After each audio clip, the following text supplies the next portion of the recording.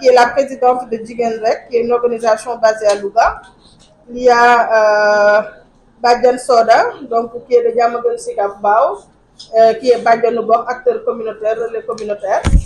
Il y a aussi Imam Khan, qui est aussi un acteur communautaire religieux, qui travaille aussi sur les questions de santé et pour le développement communautaire. Alors,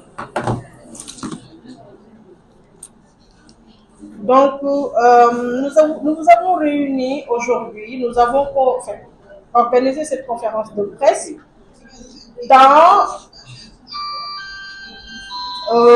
une, s'il vous plaît, dans une perspective donc de célébration de la campagne des séjours d'activisme contre les violences faites aux femmes et aux filles.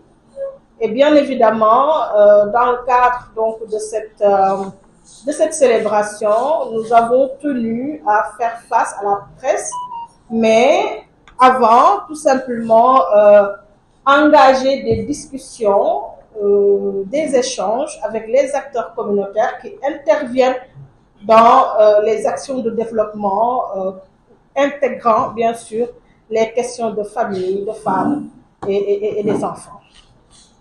Donc, je m'en vais vous lire cette déclaration de presse en français et je laisserai ma collègue Mamito le soin de faire donc la traduction en wolof.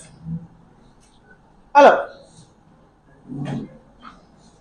donc comme vous le savez, les séjours d'activisme contre les violences faites aux femmes et aux filles est une campagne internationale donc, qui met en évidence tout ce qui concerne donc, les lacunes à combler pour parvenir, prévenir, prendre en charge et soutenir donc, les femmes et les filles et les filles survivantes.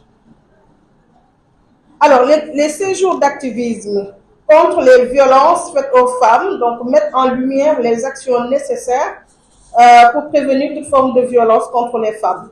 Alors, cette année-ci, 2024, le thème retenu est « Face à la violence, une riposte collective ». Ce thème retenu donc, met l'accent sur le soutien individuel et sur la prise de responsabilité collective et structurelle.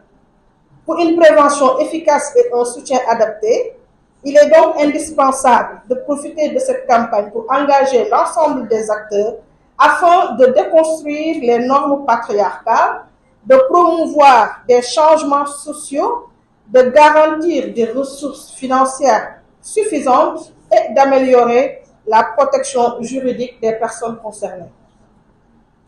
Cependant, les séjours d'activisme ne doivent pas être une simple performance pour les institutions, ni servir de façade car la situation des femmes et des filles ainsi que des enfants reste alarmante au Sénégal.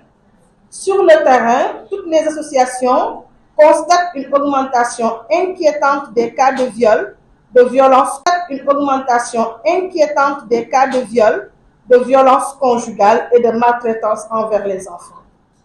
Face à cette recrudescence des violences, les organisations de défense des droits des femmes manquent cruellement de moyens pour intervenir de façon efficace dans la prévention et la prise en charge holistique de ces violences. La criminalisation du viol en 2020 n'a pas produit les effets escomptés. Elle n'a ni dissuadé les violeurs, ni non plus empêché aux acteurs, ni conduit à des condamnations exemplaires. Désolé. Alors, la loi également sur la parité qu'on a votée en 2010 n'a pas non plus empêché aux acteurs politiques de s'en passer régulièrement pour des calculs politiciens sous le regard complice d'autorités compétentes à maintenir l'ordre et la légalité.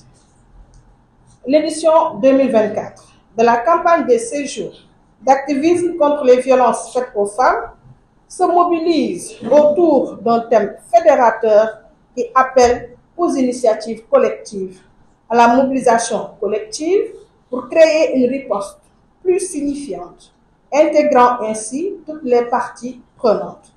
Face à la violence, une riposte collective. Voici le thème autour duquel se mobilisent cette année toutes les femmes du monde pour dire stop aux violences faites aux femmes. On ne peut terminer sans ne pas relater deux faits qui sont essentiels, qui se passent actuellement au Sénégal. Il s'agit tout simplement de l'affaire Dieynaba Ndiaye, jeune mariée, victime de violences conjugales, aujourd'hui emprisonnée alors qu'elle devait être protégée. Une enfant de 9 ans, enceinte de 4 à 6 mois, suite à des viols répétitifs et contrainte de poursuivre une grossesse.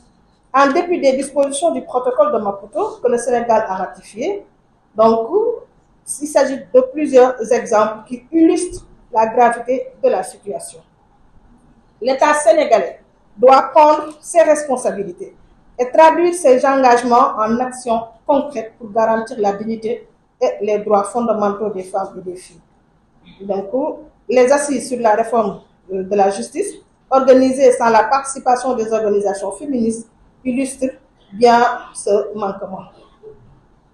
Je m'en vais terminer là et appeler donc l'ensemble des acteurs qui travaillent dans le cadre du développement des femmes, que ce soit l'État, que ce soit les organisations de la société civile, tous les acteurs qui interviennent dans le domaine de la protection et de la promotion donc, des droits des femmes, de se réunir autour du thème de cette année-ci qui est face à la violence, la réponse doit être collective.